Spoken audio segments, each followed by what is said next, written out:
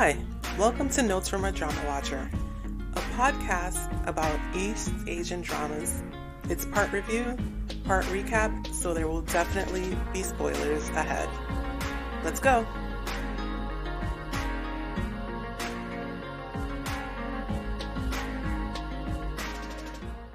Hi, this is your host, M. Welcome to episode 21 of Notes from a Drama Watcher. This may wind up being kind of a long episode. I'm going to be discussing several shows. The Flaming Hearts, episode 20 through the end, which is basically episode 20 through 24. A Man Who Defies the World of BL, which is a Japanese BL. A Thousand Autumns, which is a donghua, I believe it's called. It's a Chinese animation. My First Impressions of Light on Me, which is a Korean BL. So, a lot to get through. But before I even get to any of that, I'm going to talk a little bit about what a crazy few days it's been in the Worlds of Honor world. Didn't do a podcast last week. I'm doing it this week. So it's going to be about every 2 weeks for the podcast. So during that time period, if you haven't been looking at Twitter or online, maybe you wouldn't know that Zhang Zhehan, who played Zhou Zhishu in Worlds of Honor, has basically been canceled. His career is quite possibly over. So if you really enjoyed Word of Honor, that may be your last chance to see him.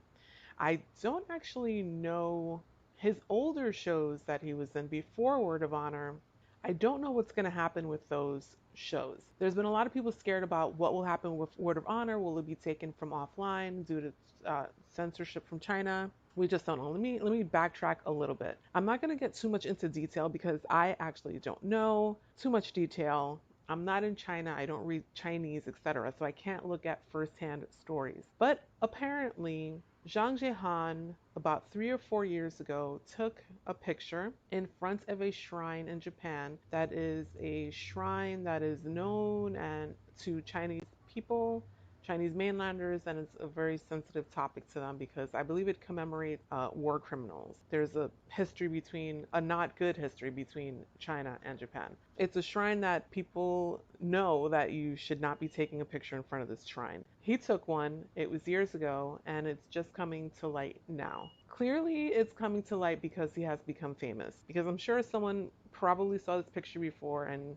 didn't bring it forward. Now that he's famous, things that from his past will be brought up. As with any famous person, people will find something from the past and bring it up. But this is considered something very serious by the Chinese government. They felt he basically dishonored China in a way.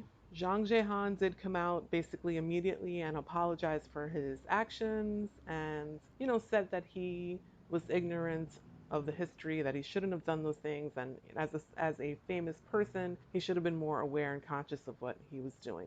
This was not enough for the Chinese government.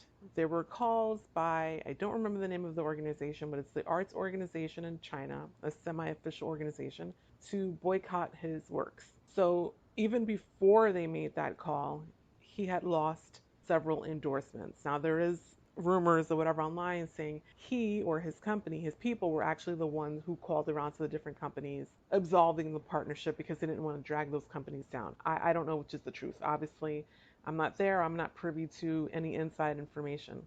But he is essentially blacklisted. So we don't know what's going to happen with his career or if he will even have a career in the future in China. So if you enjoyed Zhang Zhehan, like I said, Word of Honor may be the last thing that you see him in, unfortunately. I mean, what an amazing way for your career to end, but obviously he's very young and it's not what he wanted, I'm sure. But there are, hurt feelings on many sides. I don't look around on Instagram much, so I'm not sure of what movements are going around on Instagram, but on Twitter, there are people who are compiling clips of things he's been in, interviews that he's been in, etc., so that fans can see it or download it, things like that, because they're afraid that these things will be taken down by the government, never to be seen again.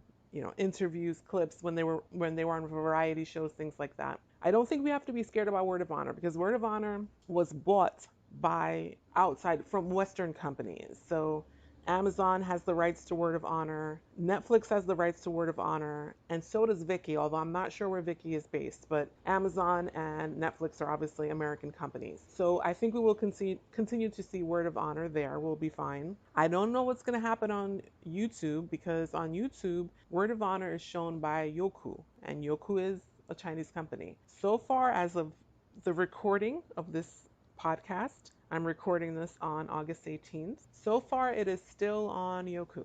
We don't know what will happen in the future, but again, it's on Netflix, it's on Viki, and it's on Prime. Now, Zhang Zhehan is also a singer, as it turns out. He's got a beautiful voice, and some of the songs from the Word of Honor OST were sung by him. I believe it's the ending song, he and Gong Jun sing together, and then he's got another song on the OST as well. I am not lying, I am not kidding when I say that I listen to that OST at least once a week when I'm at work as background music. So I would be very sad if his songs went missing. But again, there are people online who are sharing the files for some of these things just in case something like that occurs. So far as of today, the OST is still up in its entirety, but let's see what happens. So along with losing or giving up the endorsements, also any future projects that he was slated to be in, it's not going to happen now, obviously. I was really looking forward to Retro Detective that he was going to star in, but I don't know if if these projects will just be canceled or they're just going to be recast. I don't know what's going to happen. So for his fans, a lot of them basically, you won't really see his name right now in a lot of places on Twitter. Like I said, I don't do Instagram as much, but on Twitter, you won't really see his name out there. You won't really see his name hashtagged or anything. Because basically people have decided to not talk about it because kind of the more his name is out there online, the more the Chinese government will, feel offended by what's going on and go against him and whatever. And so his fans are feeling like if no one talks about it, they just don't put his name out there, that things will kind of calm down. So that is why actually I did not put his name in my summary description of this podcast. I will probably just refer to him as the Word of Honor actor or whatever in the description. But it's for that reason. So if you are a fan of his, make sure you're not on Twitter or wherever hashtagging his name all over the place. People feel that that's really not helpful at this time. So speaking of Word of Honor, I'm going to kind of segue, his fellow actor in the show, Gong Jun, is in The Flaming Heart that it just finished. There were 24 episodes. So I had a chance to see the show in its entirety. It was almost in a certain sense two different shows. The beginning, episodes 1 through about 16, 17, whatever, were about their work as members of the rescue team, as firefighters, as medical professionals. And then the last half of the show, going from about episode 18 on, is a different storyline. It is about Han Pei, I believe his name was, who was a classmate of Ho Yan, which is Gong Jun's character. He was a classmate of Ho Yan's when he was younger, and he was someone who just bullied everyone. And as an adult, he has continued in this same way. So previously, we saw that this man that Yanlan had rescued back in the earlier episodes had put in her pocket without her realizing a flash drive with some important information. This turns out to belong to Han Pei, and he's after this flash drive. And in the course of trying to get this, he comes across Yanlan and realizes she's Ho Yan's girlfriend. He still doesn't like Ho Yan, and so basically he wants to do everything he can to kind of get to him and uses Yanlan in the process of trying to get to Ho Yan. Is in business or is trying to do business with Chief Lo's father. And as I mentioned before, Chief Lo knows there's something wrong with this guy. There's something not quite right with him because he knows that Ho Yan doesn't like him. And there must be a reason for this. He's trying to get his father to listen to him, to not trust this guy. His father's kind of not listening. And so Chief Lo has decided to leave the fire department to go work for his dad so he can keep an eye on Han Pei. Now, if you recall, Yanlan is a childhood friend of Chief Lo, so his interests and Ho Yan's converge. They both want to protect Yanlan, and at the same time, Chief Lo wants to protect his father and the company. Episode 20 is very bittersweet. Chief Lo is as I said, leaving the fire department. He doesn't tell anyone exactly what's going on, and they're all trying desperately to understand and to get him to stay. And it's very sweet. Hoyan also is feeling very guilty because, first of all, he's with Yan Lan, who he knows that Chief Lo liked and was probably intending to marry. And also in his professional capacity, he had to write up Chief Lo for something. And then all of a sudden, Chief Lo is resigning. So he's wondering if it's his fault. But of course, it's not his fault. And Chief Lo doesn't want to, I guess, tell anyone exactly what's going on with his family. So he's just insisting that he has to leave, but not telling anyone the reason that he has to leave. And they consider themselves to be a brotherhood and a sisterhood, right? They've got one female firefighter that we've seen,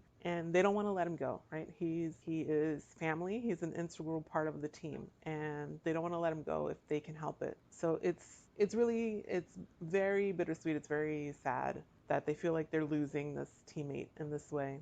Episode 21, Hoyan and Chief Lo are getting into a little bit of intrigue. They're trying to get into the company, find out things from Han Pei's company because they know part of the things he's up to is that he's fudging results on some experiments that they're running on a drug that the company has. And you have to kind of suspend disbelief a little bit here. The way that Hoyan is able to get into the company, it's a little too convenient, but it's not anything glaring or too terrible. Just a little too convenient, the scene, the way it happens. The actor who is playing Han Pei is making a very convincing villain, I think. He has this kind of sneer, this way he's looking at the outside world as if everyone is beneath him. And we see in flashbacks, and I think this or the previous episode and coming episodes, that he basically always has been that way. Like I said, he's always been this kind of bully. There is a little bit of kind of the suspension of disbelief again because he believes Chief Lo when he says he wants to work with him because he thinks Chief Lo doesn't get along with Hoyan.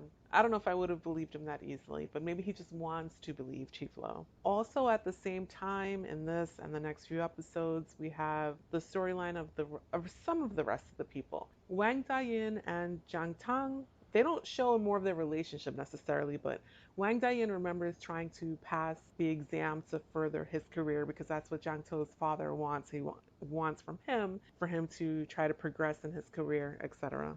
And so he's doing that, but he also really doesn't have a lot of faith in himself. And so, the people around him trying to help him realize the potential that he has and that he actually is already a great performer anyway, even if he doesn't realize it himself. So it's kind of an ensemble cast in a way, actually. Gong Jun or Hoyan and Yanlan are kind of described as the main couple, but really it's more of an ensemble thing to me because they really do give a lot of time to the other couples. I've mentioned this in my previous podcast. It's almost like there's too many couples here, and they've gotten away from that in these last few episodes.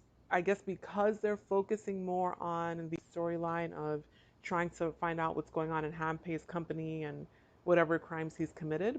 So some of those couples we saw before have just been kind of dropped, really. We don't really see much anymore about our nurse. I cannot remember her name. I'm sorry. The nurse who is with the firefighter who is younger than her. Our other couple, quote unquote, which were the buddy, the male doctor and firefighter. They've kind of fallen away. So it's really Chief Lo. Actually, Chief Lo's storyline, as far as his romance, has also fallen away. You only see he asks her to be his girlfriend at one point. You only see her kind of briefly, but she's not integral to the storyline that's going on at this final part of the series. So really, as far as any romantic pieces go, it's really Wang Dayin and Jiang Tang and Yan Lan and Hoyan.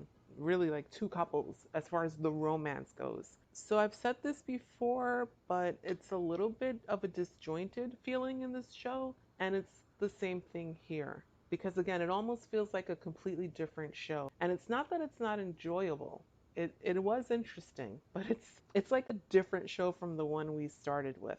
I really feel as if there are some scenes missing somewhere. Maybe we were missing an episode. I don't know. There wasn't much of a transition, I feel like, to get into this new story arc. Our final couple of episodes are just Han Pei winds up kidnapping Yan Lan, and Hoyan has to try all he can to get her back. And at the same time, they're still trying to figure out what exactly it is, what crime it is exactly that he's committed. And so he'll have to pay for that crime as well. And at the same time, Chief Lowe is wanting to make sure that his father's company is safe and doesn't get caught in the crossfire. All in all, I feel like it was a decent show, a little disjointed, as I say. But I mean, going back to speaking of Jean Jehan earlier, I never quite know with C dramas if it's that the director made it in this way, or did someone come later and censor some scenes and take something out, whatever. It's kind of hard to tell sometimes, but a decent show.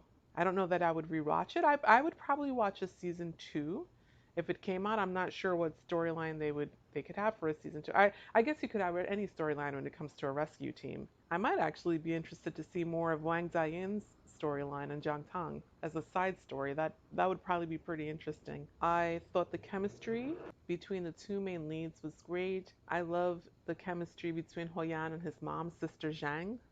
That was really cute. Just the relationships in this show were very good to see. The family relationships as well as the brotherhood slash sisterhood between the firefighters, because it was heavily focused on the firefighters, and then also the relationships that they developed with the medical staff that they wound up working hands in hands with when they were going out on rescues and everything. If you are interested in this type of show, I have also been watching very slowly You Are My Hero, which is available on YouTube on a channel called Croton Megahit. It is English sub.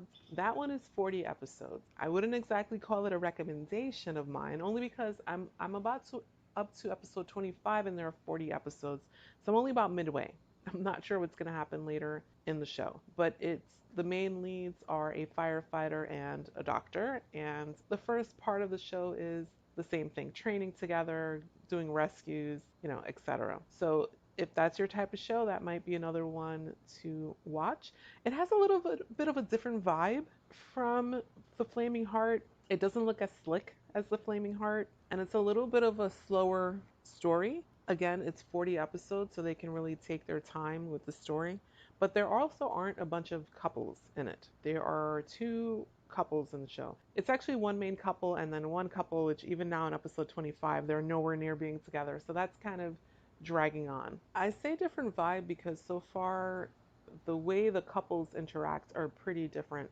The couple in You Are My Hero are pretty awkward with each other, at least in the beginning, and that is purposefully awkward. They're both new to relationships, etc. She's been busy going to medical school. He's not the, I guess, the head of his department. He's one of the people who trains other officers and stuff. So neither one of them basically had time for romance. And so they don't really know how to interact with each other. So they're not as sophisticated as the couple in The Flaming Heart. And I'm not saying that in a bad way. It's just, as I said, a different vibe. So it might be something you might want to check out. Again, I can't call it a recommendation because I'm only about halfway through, but so far episodes 1 through 25 are okay on that one. It's just not as slick or as polished looking as The Flaming Heart. And in The Flaming Heart, I mentioned the relationships. Flaming Heart has like so many characters in it. You really, really, I think, get a feel for fire department and the relationships among the people there. It was almost just on the touch of too much, but I guess it depends on what you're interested in. They showed a lot of ceremony and everything in The Flaming Heart. Some of it wasn't quite as interesting to me, but it might be interesting to other people. It's all a matter of taste, I suppose. That was, I guess, one kind of downfall of The Flaming Heart was very focused on the firefighter side, not as focused on the medical side. And even when they did show the medical side, I mentioned in previous podcasts this thing of like the doctors are sitting around gossiping and stuff like that. You know, I don't know how realistic that is. Again, I'm not in China. But I can imagine wherever you are in a medical setting, you're probably pretty busy. And they just didn't look that busy in The Flaming Heart the way that they had them. But I guess they were trying to show that, doctors are lighthearted, regular people too. Maybe that was what they were trying to show. All right, so next up, I did say this episode was going to be long. Next up, we have A Thousand Autumns, which is a Chinese animation. And this one is on Tencent. It's a Tencent anime. So it's on WeTV, but it's also available on YouTube for you to see as well. So Thousand Autumns is a 16 episode show. Chinese animation, as I mentioned. It's animated, but it's a very computerized computer anime. So I will read to you the description that's actually up on WeTV. It says 3D animation Thousand Autumns is based on a novel of the same name produced by Tencent. It tells a story about martial arts circles. A book of secret martial arts techniques appeared and it stirred up the false peace in martial arts circles. Will the hero see through the overall situation and master all the secret martial arts techniques? So it is my understanding that actually this is based off of a BL novel. Of course, in the animation, it's not BL, it's bromance, but it is based on a BL novel, if I recall correctly. It has the two main characters, Yan Wuxi, who is the head of the evil gang. So he's the bad guy, quote unquote. And our good guy he is Shen Chao. Shen Chao was going to be the leader of his group. He is betrayed by someone close to him, and as many people in wuxia and xianxia dramas, he gets thrown off of a cliff and survives somehow. He is rescued by Yan Wuxi, who rescues him for his own nefarious purposes. But in the course of his rescue and his convalescence, they wind up getting close. I'm not even sure if I would phrase it that way. Yan Wuxi tricks Shen Chao into Shen Chao has amnesia, and Yan Wuxi tricks him into believing that he's actually a part of his sect because he's trying to help him gain power, but for his own purposes, not for Shen Chao's sake. So in the course of the show, Shen Chao realizes fairly quickly that he can't possibly be evil part of the evil gang because he's a Taoist martial artist. So actually, his abilities are basically counter to Yan Wuxi's abilities. So as I said, it is a 16 episode series, and this in these 16 episodes, it basically consists of Shen Chao just trying to go on his own way because he doesn't want to be part of the evil gang, and Yan Wuxi just basically following him around. That's what it is. But in the course of it, Chen Chao realizes there is a place for Yan Wuxi because or for his methods because all the other leaders of the other martial arts sects are after this particular these books, I should say, with these power, the secret to an ultimate power in them. And they're fighting each other over this power, and civilians and regular people are they're the casualties of this. They are just in the way while all these people are fighting for this power. And if it wasn't for Yan Wuxi there kind of keeping the balance, more people would suffer. So even though he's the leader of the evil gang, quote unquote, he's really the one who's standing between the common folk and all these powerful martial artists. So Shen Chao has to kind of deal with that, with acknowledging that he can't just destroy him. He can't just want to be rid of this man because he is important in the grand scheme of things. But at the same time, he doesn't fit into that evil gang because that's not where his own abilities lie. But after he fell off the cliff, after he was betrayed, he's actually very ill. He has lost some of his ability. He is blind, and the person who is protecting him and caring for him is Yan Wuxi. Even though he says it's for his own purposes, he still continues to protect and care for him even after Shen Chao realizes and leaves the sect. I have not read the Zanmei. I did see in some of the comments when I was looking on YouTube that they really toned down Yan Wuxi's character in the animation, that he treats Shen Chao pretty badly in the book. So obviously because they are showing this as a bromance and not necessarily a BL in the animation, they don't show any of that. There is a pretty bad betrayal at one point, but it's not an assault. It's not shown in the animation. So I'm not even sure why I started watching Thousand Autumns, but I had watched Scumbag System, which is also a 3D animation from Tencent, and enjoyed it a bit. It was okay. And so I decided, I guess, to watch Thousand Autumns. I'm not much into 3D animation. It's not really my thing. I do watch anime. 3D animation, though, is not necessarily my thing, but I decided to check it out and basically got really hooked on it. It was a really interesting storyline. I would actually really like to see this as a live action, actually. I guess because I was almost just off of watching Word of Honor, that whole dynamic of the evil and the good guy getting together really spoke to me. Although, really, Word of Honor is slightly different. I don't know that either one of them is the good guy. They're both pretty gray characters. In Thousand Autumns, Shen Chao is not a great character at all. He's just a good guy. I mean, I guess if I would equate him to anyone in Word of Honor, it would be Sao Wei Ning, except Sao Wei Ning with actual martial arts ability. Although I guess he would be on Sao Wei Ning's level because he's so ill for much of the animation that he winds up being saved a lot by Yan Wuxi. But if not for the fact that he was ill, he would be someone of great martial arts ability. I would really recommend watching this. If you like animation, you might enjoy this. Even if you don't like animation, I would say give it a try. It is only 16 episodes. Each episode's about 25 minutes long, and it goes by really quickly. The episodes seem to go by really quickly. There's like no downtime here. The Yan Wuxi character I love, but I love those kind of gray characters. He really, now the reason I compare to Word of Honor, he really does remind me of Wen Cushing. Shen Chao does not necessarily remind me of Zojutsu necessarily, but Yan Wuxi definitely reminds me of Wen Cushing. So if you liked Word of Honor and you're looking for something to kind of tide you over, I would say watch A Thousand Autumns if you feel like you can watch an animation. Again, it's on Tencent on YouTube, on Tencent's channel with English subs, or on WeTV if you have the Tencent app or WeTV online.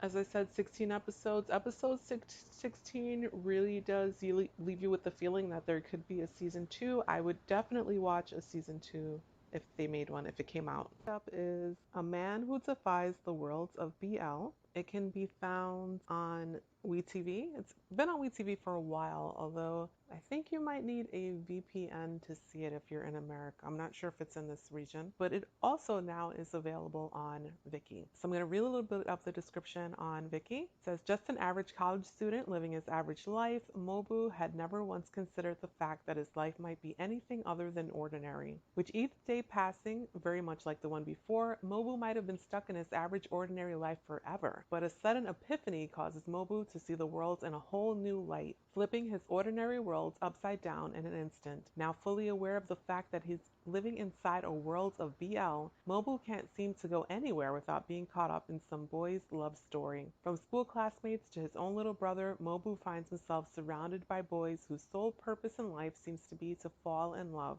Determined to keep himself from becoming this world's protagonist, Mobu assigns himself the role of a background character. But no matter how hard he tries, he can't seem to escape the love scenarios unfolding all around him. So that is some of the description you will find on Viki, and it is actually a very accurate description because Mobu, once he realizes what's going on around him or what he thinks is going on around him, tries everything possible not to get involved in a love story. He doesn't want someone falling in love with him. He doesn't want to find himself liking someone else. And he basically freaks out at almost every moment. Everything that he thinks might drag him into this world of BL or drag his brother into this world of BL. Some of the things are very innocent. Some of them, it turns out, he turns out to be correct. Maybe it's not necessarily involving a love story for him, but it is for another couple. So it's actually a pretty funny show. It's at the very ends of the Viki description, actually, it lists it as a romantic comedy.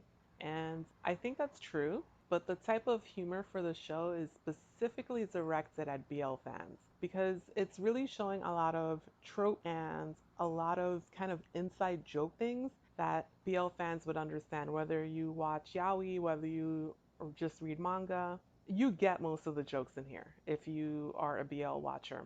This does say it's adapted from a manga. I've never read or even heard of the manga before this, so I'm not sure how closely it follows the manga, but it is just 4 episodes. It's listed as 4 episodes on Viki, but actually there are 2 episodes within each of the episodes on Viki, so it's more like really 6 to 8. I guess they did that because it would have made the episodes very short, because as it is, each episode on Viki is about 20 minutes long, so not a long series at all. So this character is a very over-the-top character, just because he's always so paranoid about what's going on around him, to the point where he does things where even people around him are looking at him like, what's wrong with this guy? Even his parents are looking at him like, what's going on with him? Because for them, this is just their regular world, right? They don't realize that he's freaking out because he's in a BL world, quote unquote. So I think they they picked a good actor for this. I really don't watch many Japanese dramas. I'm not sure if I mentioned this is Japanese. It's a Japanese drama. So I don't recognize this actor. That doesn't mean he hasn't been in other things. I just don't watch many Japanese dramas, but he's good in this role because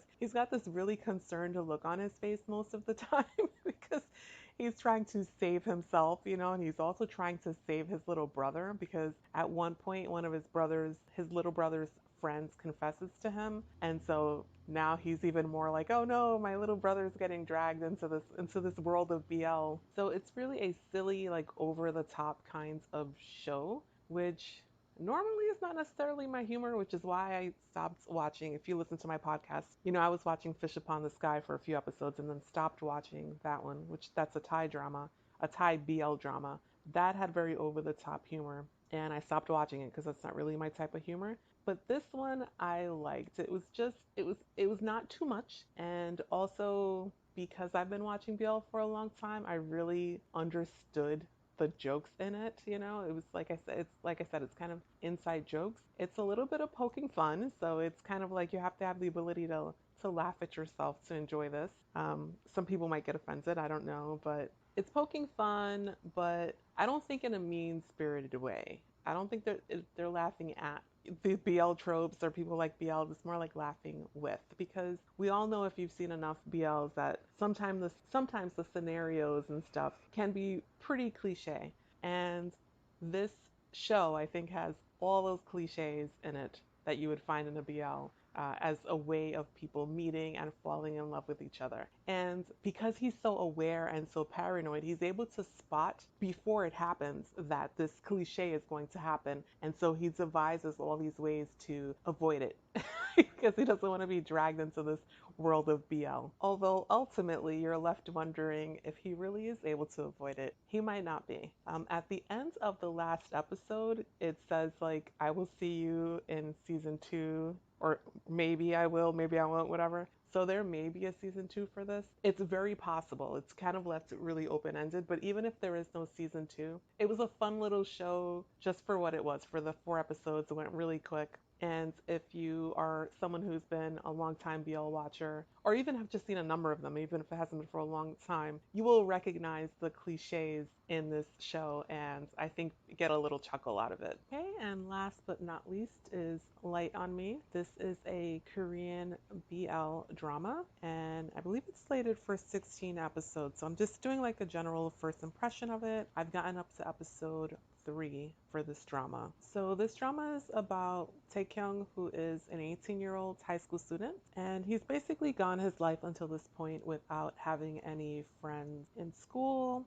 At least up to episode 3, I don't know about his home life or in his neighborhood or anything, but in school he has no friends. And he meets his new homeroom teacher, who convinces him to try something new because something about Taekyung catches his eye, and he realizes Taekyung has no friends, and I guess it's kind of watching him in the school and realizing he doesn't interact with anyone. So he approaches him and gets to know him a little bit and talks to him, and then convinces him to try something new. Taekyung at first is not really interested, but then later on decides he wants to try to make some friends. So he seeks out the homeroom teacher to see if he can help him with this. And his teacher's idea is for him to join the student council. Unfortunately for Taekyung, he meets one of the members of the student council beforehand without knowing that this is a member of the student council. It is the vice president of the council, and his name is Shinwoo. And they have a very strange but unfortunate run-in the hallway, and that causes Shinwoo to basically feel very awkward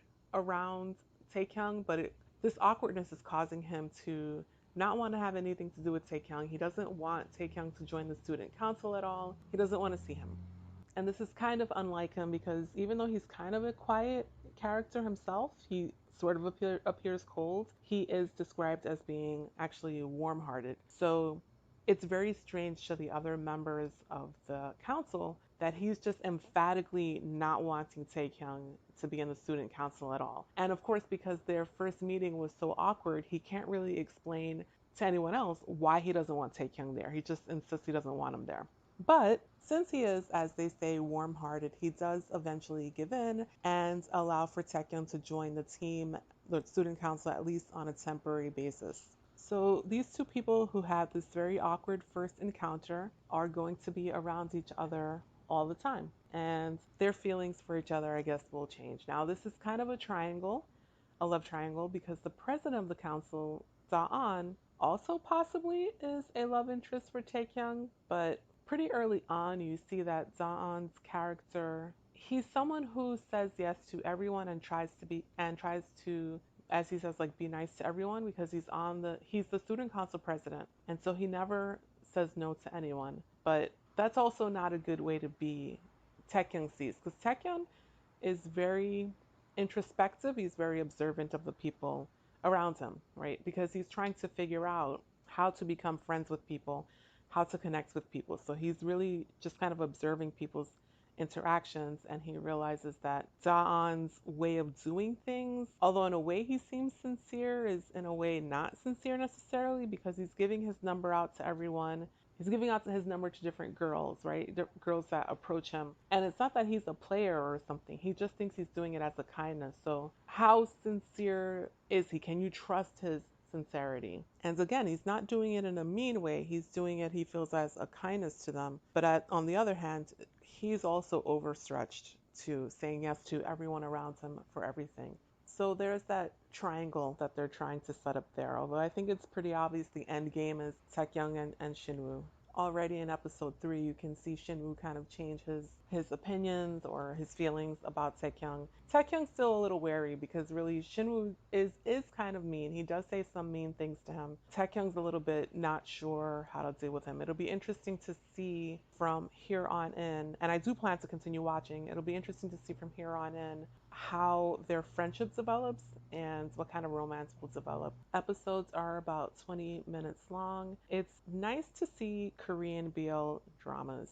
At least you know it'll be produced well. For the most part, you can count on that it will be produced well. You know, people have complained in the past that they were really short, but we're getting 16 episodes out of this one, so that's a very good sign. 20 episodes is about standard, I think, for a Korean BL, so that's to be expected, but it's the number of episodes that are surprising here and a step in the right direction, because Korean dramas are, in general, about 16 to 20, 24 episodes long, so instead of feeling like we're getting shortchanged, you know, we are getting what is a standard drama length. It's a different type of drama altogether, but I'm hoping if this does well and they see that it does well, that means that we will get a full length drama when we get the season 2 of Color Rush. Because that definitely can use a longer season. That actually has I don't know if it's a murder mystery, it could be a murder mystery or at least a missing person mystery. There's an actual in-depth storyline that we could get out of Color Rush season 2. Light on Me so far, what I can see is kind of slice of life, high school crush, high school first romance, and they got 16 episodes out of it. So, and if the rest of the series continues the same way episodes 1 through 3 have, then they did a good job on it. There was nothing slow in these episodes. It's a coherent storyline. It's in nice order. There's no weird editing, which I really appreciate after watching a number of C dramas recently. Earlier in this podcast, I talk a little bit about editing when I talk about The Flaming Heart. You don't get any of that usually in K dramas because you don't have the censorship issue for the most part. So you don't have weird editing making things choppy, although you still can get choppy things, you know, but this this show so far is not like that at all. I'm enjoying it. I like Taekyung. I think it's very interesting to have such an introspective character and someone who's really trying really hard to make a change in their life. Kind of late in the game because as an 18-year-old, that means he's sort of at the end of his high school career and he's trying to make these changes now. So it's quite interesting and I will be curious to see how Shinwoo's character develops because they keep, you know, saying he's warm-hearted, he's nice. Dawn says that Shin was actually nicer than he is, and everyone thinks Dawn is super nice. So it'll be quite interesting to see how they develop that character there. I am quite excited for the rest of this series, and hopefully it continues with this quality. And you know, I don't know why, but I find it really cool that they have this homeroom teacher who really takes such an interest in this, you know, in the student and really wants to help him how he can. And he even Taekyung faces a sort of disappointing setback in the beginning, and you know the teacher encourages him to keep trying. So that's really cool to see as well. So that's it. Not going to get too much into depth in it because, like I said, I've only seen episodes 1 through 3. So not even a third of the way through the series. But so far, I am enjoying it. So at some point, I will get back to watching Guardian and finishing off the ends of the show. I'm basically just missing up episodes 29 through 36, and then I will have finished Guardian. And I may at some point wind up getting back to Healer, but I don't know if that will happen. Poor Healer got thrown to the side when I started watching Word of Honor, but maybe I'll get back to it. We'll see. I don't know because there is a drama called Serendipity, which is another C drama that has started. I see on Viki, and the premise sounds interesting to me. It has to do with parallel worlds, and I love sci-fi, so it looks very tempting for me to watch that, but we'll see. I really feel like I should finish Healer since I did start it, but we shall see. Anyway, thanks so much for joining me for this 21st episode of Notes from a Drama Watcher. Again, if you are a Zhang Jehan fan, like I said, there are people on Twitter, I don't know about Instagram, but if you look on Twitter, there are people who are collecting not all of his works because it's very focused on things surrounding Word of Honor, interviews he did, little behind the scenes clips, things like that. There are people on Twitter you can find if you look who have collected these clips and have them available for download just in case they winds up being scrubbed from the internet at some point. Thanks again for listening and stay safe, everyone. Last thing, if you want to reach out to me, you can find me on Twitter at DramaWatcher6, or you can send me an email at dramawatchernotes@gmail.com. Bye.